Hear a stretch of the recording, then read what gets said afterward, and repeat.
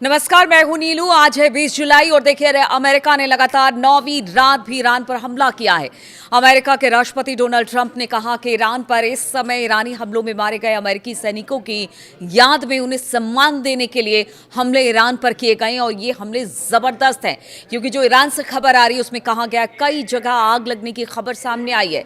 दूसरी तरफ हॉर्मूज का पानी पूरी तरह से खौलने लगा है। यहां पर UK maritime trade operation agency ने सोमवार यानी कि 20 जुलाई भारत के समय अनुसार हॉर्मूज स्ट्रेट में हमले के बाद एक जहाज में आग लगने की खबर दी है। हालांकि इस बात की अभी तक पुष्टि नहीं हुई है। वहीं रविवार और सोमवार की दरमियानी रात मिडिल ईस्ट में हिंसा का एक नया दौर शुरू हो गया है, जब अमेरिका ने ईरान पर हमले की एक और लहर की घोषणा की। यह लगातार 9वीं रात है जब अमेरिकी सेना ने ईरान पर इस तरह से धावा बोला है, हमला किया है। अमेरिकी राष्ट्रपति डोनाल्ड ट्रंप ने वर्ल्ड कप फाइनल के बाद वॉशिंगटन लौटते समय पत्रकारों से बातचीत में कहा कि हमने आज रात फिर उन पर जोरदार हमला किया है। एग्जैक्ट जो डोनाल्ड ट्रंप ने कहा है वो आपको बता रही हूं। और उन्होंने कहा कि हमने ऐसा उन महान देशभक्तों, शायद तीन जवान जो मारे गए हैं पीछे अमेरिका के, उनकी बात कर रहे थे डोनाल्ड ट्रंप, उन तीन के सम्मान में यह हमला किया है। ईरानी हमले में 3 अमेरिकी सैनिकों के मारे जाने की पुष्टि हुई थी और इसी के बाद यह हमला अमेरिका की तरफ से बताया जा रहा है, किया जा रहा है। इन सैन्य कर्मियों की मौत के बारे में पूछे जाने पर ट्रंप ने कहा कि हमें बहुत बुरा लग रहा है। उन्होंने आगे कहा कि जो लोग मारे गए वो इसलिए लड़ रहे थे ताकि ईरान के पास परमाणु हथियार ना आ सके। अब भी डोनाल्ड ट्रंप अपनी बात पर अड़े हुए हैं कि ईरान है परमाणु हथियार बना रहा है, लेकिन यह मसला तो कई और हैं और उन मसलों को लेकर अब चाहे अमेरिका हो या डोनाल्ड ट्रंप हो, उस तरह के हमले कर रहे हैं। अगर यूएस सेंट्रल कमांड की बात की जाए तो उन्होंने भी इस बात की पुष्टि की है और एक्स पर रविवार देर रात एक पोस्ट किया जिसमें लिखा हुआ था कि इन हमलों का मकसद हॉर्मूज में व्यावसायिक जहाज़ों, यानी जो जहाज़ वहां से सामान लेकर जाते हैं, तेल और गैस, आम नागरिकों यानी जो नाविक हैं, उन पर हमला करने में इस्तेमाल होने वाली ईरान की सैन्य क्षमताओं को कमज़ोर करना हमारा मकसद है और इसीलिए हमले लगातार, चाहे वो हॉर्मूज के आसपास के इलाके हों या फिर ईरान के कई इलाके। इस हमले के बाद ईरान भी चुप नहीं बैठने वाला था। आप देखिए, जॉर्डन में कल जबरदस्त हमला किया गया जिसमें अमेरिकी सैनिक मारे गए थे और अब बताया जा रहा है कि इस हमले के बाद ईरान भी लगातार उसने हमले किए हैं। कुवैत में हमला किया गया और कुवैत ने कहा है कि वो इस समय ड्रोन हमलों को रोक रहा है। यानी जो बात ईरान कह रहा है कि वो लगातार हमले मिडिल ईस्ट के अलग अलग जगहों पर कर रहा है, पहले जॉर्डन और कुवैत में, अब अमेरिका के हमले के बाद जिस तरह से कहा गया, एक तरह से कह लीजिए कि तस्दीक कर दी है कुवैत ने उस बात को लेकर। अगर आईआरजीसी की बात की जाए तो आईआरजीसी ने दावा किया कि उन्होंने सीरिया में एक दुश्मन कमांड सेंटर पर हमला किया, यानी अमेरिकी एयरबेस पर हमला किया है। टेलीग्राम पर पोस्ट किया गया IRNA की तरफ से, जिसमें एक बयान में घोषणा की गई है कि ईरान के दक्षिण पूर्व में स्थित ईरान शहर के शहीद सैनिकों के खून का बदला लेने के लिए सीरिया के अल तनफ इलाके में दुश्मन के स्पेशल ऑपरेशन कमांडर सेंटर पर अचानक से हमला किया, जिसमें भारी नुकसान हुआ है, ये ईरान का कहना है। वहीं बहरीन के गृह मंत्रालय ने भी कहा है कि हवाई हमले की चेतावनी देने वाले सायरन बजाए गए और नागरिकों और निवासियों से सबसे नजदीकी सुरक्षित जगह पर जाने की अपील की है। तो क्या बहरीन में भी हमला हुआ है या फिर प्रिकॉशनरी मेजर के तौर पर इसे देखा जा रहा है? इसके अलावा ईरान ने रविवार को भी कहा था कि उसने कुवैत में 2 अमेरिकी ठिकानों को निशाना बनाया और तेहरान का कहना है कि इन हमलों में परिवहन और बुनियादी ढांचा स्थलों को निशाना बनाया गया है, यानी कि उसको भारी नुकसान हुआ है, जिसमें एक अभी बन रहा परमाणु संयंत्र यानी कि न्यूक्लियर पावर प्लांट भी बताया जा रहा है कि शामिल है। जॉर्डन में रविवार को मिसाइलों को रोकने की सूचना दी गई, क्योंकि ईरान जॉर्डन पर भी लगातार हमले कर रहा है। और हम आपको बताते हैं कि इन्हीं हमलों में बताया जा रहा है कि अमेरिकी नागरिकों की मौत हुई है। अब इसी का बदला अमेरिका ले रहा है।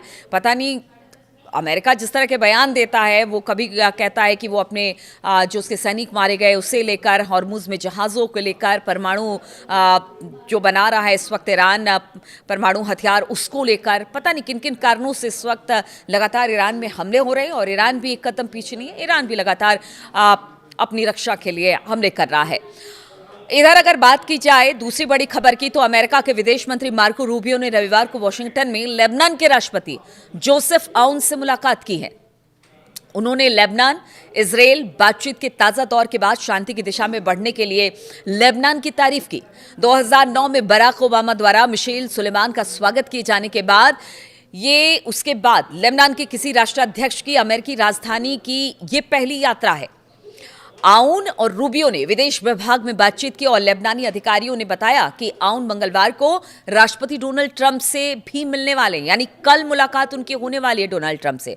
बातचीत के बाद विदेश विभाग ने कहा कि रूबियो ने लेबनान सरकार की लेबनान की संप्रभुता को बहाल रखने और हिजबुल्लाह को निहत्था करने और उनके आतंकवादी ढांचे को खत्म करने और शांति की दिशा में बढ़ने के दृढ़ प्रयासों की सराहना की। और इजराइल और लेबनान ने अप्रैल में ही, हम आपको बता दें कि अमेरिका की मध्यस्थता में बातचीत शुरू की थी, लेकिन बाद में सब खत्म हो गया क्योंकि हिजबुल्लाह ने कह दिया कि जो बात कह रहा है कि आप हथियार छोड़ दीजिए, ऐसा नहीं होगा। आप समझिए कि अगर ईरान के साथ जो लड़ाई हो रही है उसमें उसके जितने प्रॉक्सीज हैं, हिजबुल्लाह, हमास, हुती, सब उसके साथ खड़े हैं। और ऐसे में अगर उनको कहा यह जाता है कि आप अपना हथियार छोड़ दें, तो इसी बात को लेकर ये पूरा मामला ही डिरेल हो गया। लेकिन बताया जा रहा है कि देखिए अब बातचीत चल रही है और कहीं ना कहीं अमेरिका जिस तरह से बातचीत करता है अरब मुल्कों से और कोशिश करता है कि वहीं के लोग इन तमाम प्रॉक्सीज का विरोध करें या फिर ईरान को लेकर अपनी बात करें, वो उसमें अब तक तो कामयाब रहा है, लेकिन आगे जिस तरह की स्थिति परिस्थिति बन रही है उसे कितनी कामयाबी अमेरिका और ट्रंप को मिलेगा, ये एक बड़ा सवाल है। वॉशिंगटन में एक फ्रेमवर्क समझौते पर सहमति जताई है जो कि लेबनान और हिजबुल्लाह के बीच में होना था। इजरायली सेना के दक्षिणी लेबनान से हटाना और लेबनानी सेना को तैनात होना इसकी शुरुआत थी। और बताया जा रहा है कि इसी के बाद ये हुआ कि देखिए जितने हिजबुल्लाह ने कहा कि हम बिल्कुल हथियार नहीं छोड़ेंगे, आप चाहे कुछ कर लीजिए, हथियार जिस दिन छोड़ दिया हमारा खात्मा हो जाएगा और हमें किसी पर विश्वास नहीं है। इस तरह की बातें की गई हिजबुल्लाह की तरफ से। तो एक तरह से मान लीजिए कि कोशिश की जा रही है कि लेबनान के थ्रू ही हिजबुल्लाह के हथियार का सरेंडर करवाया जाए और फिर जो हिजबुल्लाह है उसको खत्म किया जाए। इधर अगर बात की जाए इजराइल के रक्षा मंत्री की, तो रविवार को उन्होंने कहा कि अगर ईरान कोई हमला करता है तो उनका देश उसका जोरदार जवाब देगा। देखिए इजराइल अब तक चुपचाप बैठा है क्योंकि अब तक ईरान ने एक हमला भी उस पर नहीं किया है, लेकिन वो भरा पड़ा है कि कब कुछ एक गलती हो जाए और ईरान पर वो हमले कर दे। जिस तरह से जॉर्डन पर हमला हुआ और उसके जब इंटरसेप्ट किया गया जॉर्डन की तरफ से वहाँ पर मिसाइलों को, तो उसके कुछ टुकड़े बताया जा रहा है कि इजराइल में भी गिरे हैं। अफरा तफरी का माहौल वहाँ पर भी देखने को मिला और इसी के बाद ये बयान आया है। ये बयान इजरायली और जॉर्डन की सीमाओं के ने जॉर्डन के शहर अकाबा की ओर दागी गई एक ईरानी मिसाइल को रोकने के दौरान दिया गया। इजराइल कार्ड्स ने बचाव सेवा केंद्र के दौरे के दौरान कहा कि अगर ईरान इजराइल पर मिसाइलें दागता है तो हम पूरी ताकत से उन पर हमला करेंगे और अगर अमेरिका अपनी नीति बदलता है तो इसकी संभावना है तो हम तेहरान के खिलाफ बचाव और हमले दोनों की तरह की तैयारी के लिए, कार्रवाई के लिए तैयार हैं। बाद में इजरायली सेना प्रमुख लेफ्टिनेंट जनरल अयाल जमीर ने भी इसी बात को दोहराया। उन्होंने कहा कि ईरान इजराइल पर हमला करता है तो वो दृढ़ संकल्प के साथ जवाबी कार्रवाई करेंगे। इन सब टेंशन के बीच एक बड़ी खबर और आ रही है जो हम आपको बता दें, भारत से है। और ये टेंशन है कि ईरान जाने की योजना जो लोग बना रहे हैं, भारतीय बना रहे हैं, उनकी तरफ से भारतीय नागरिकों को लेकर एक एडवाइजरी जारी की है। और तेहरान स्थित भारतीय दूतावास ने रविवार को अपनी ट्रैवल एडवाइजरी जारी करते हुए कहा कि देखिए ऐसा है कि इस समय आप ईरान ना जाए। ईरान और अमेरिका के बीच हमले यहाँ पर तेज हो गए हैं और पूरे पश्चिम एशिया में इस वक्त सुरक्षा का संकट है और इसी को लेकर अब चिंता बढ़ गई है। एडवाइजरी में तेहरान में पहले से जो मौजूद भारतीय हैं और कमर्शियल उड़ानों का इस्तेमाल करने और देश छोड़ने को उनसे कहा गया है कि आप जितना जल्दी हो सके ईरान को छोड़ दें, क्योंकि ये हमला अब एक तरह से कह लीजिए कि फुल फ्लेजेड युद्ध हो रहा है। अब तो रोज रात, अगर आप नौवीं रात है जबकि हमला हुआ है और ईरान ने उसका जवाब दिया है, तो आप समझिए कि युद्ध कितना भीषण होता चला जा रहा है। इसलिए एडवाइजरी के तौर पर कहा गया कि जो तेहरान में है वो जल्द से जल्द तेहरान छोड़ दे। भारतीय दूतावास ने अपनी एडवाइजरी में कहा कि हाल के दिनों में ईरान में अस्थिरता और जिस तरह से टकराव है, इसमें आगे कुछ नहीं कहा जा सकता। जो भारतीय नागरिक किसी भी मकसद से ईरान जाने की योजना बना रहे हैं, उन्हें सुरक्षा हालात बेहतर होने तक अपनी यात्रा को टाल देना चाहिए और जो भारतीय पहले जैसे ईरान में हैं उन्हें उपलब्ध फ्लाइट विकल्पों का इस्तेमाल करके कुछ समय के लिए ईरान से बाहर निकलने पर विचार करना चाहिए। तो देखिए इस तरह की एडवाइजरी दी गई है और ऐसे समय में आई है जब अमेरिका और ईरान के बीच सैन्य टकराव बढ़ गया है। रविवार को ईरान ने कहा कि अमेरिका ने उसके निर्माणाधीन दारखोबिन परमाणु ऊर्जा संयंत्र और दूसरे ठिकानों पर हमले किए। इसके जवाब में ईरान ने क्षेत्र में मौजूद अमेरिका के सैन्य ठिकानों को निशाना बनाया। अंतर्राष्ट्रीय परमाणु ऊर्जा एजेंसी IAEA ने कहा है कि वो ईरान के दारखोबिन में बन रहे परमाणु ऊर्जा संयंत्र पर जाएगा और इस हमले की जो खबर मिल रही है उसकी पुष्टि करेगा, जांच करेगा कि किसी तरह का कोई वहां पर रिसाव तो नहीं हुआ है।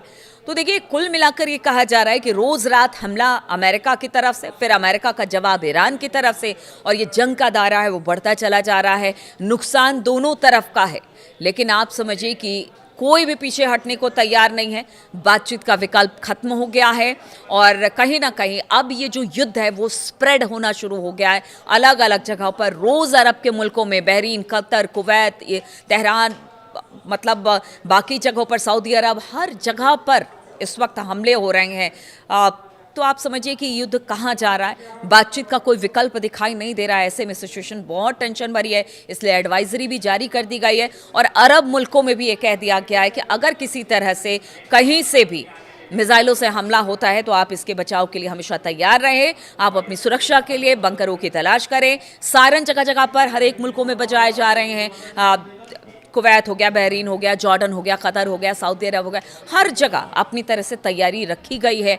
लेकिन इस युद्ध का क्या कब कोई अंत दिखाई दे रहा है, अभी तो ये कहना बहुत मुश्किल है। तो तमाम अपडेट्स के साथ मैं बहुत जल्द हाजिर होंगी, तमाम अपडेट्स लेकर आपके सामने। बहुत बहुत शुक्रिया मेरे साथ इस वीडियो में शामिल होने के लिए। आप अपने कमेंट्स ज़रूर करते रहे, जिससे पता चलता है कि आप क्या सोच रहे हैं इस मामले को लेकर। आपके कमेंट का इंतज़ार रहेगा।